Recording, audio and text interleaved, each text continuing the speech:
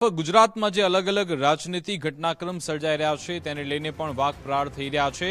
રાજુ કરપડા કે જેમણે આમ આદમી પાર્ટીમાંથી રાજીનામું આપ્યું છે ત્યારે પ્રદેશ પ્રમુખ કોંગ્રેસના પ્રદેશ પ્રમુખ અમિત ચાવડાએ આમ આદમી પાર્ટી પર પ્રહાર કર્યા।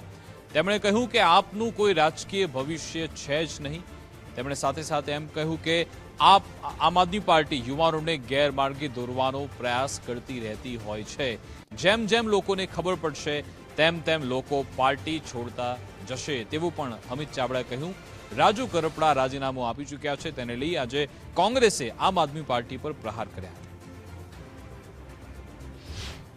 એકમાત્ર ભારતીય રાષ્ટ્રીય કોંગ્રેસ પક્ષ વિકલ્પ છે કે જેની નીતિ પણ સ્પષ્ટ છે, જેની નિયત પણ સ્પષ્ટ છે, જેની વિચારધારા પણ સ્પષ્ટ છે, જેનું ભવિષ્ય પણ સ્પષ્ટ છે, ત્યારે એની સાથે જોડાઈને આ લડાઈ લડો।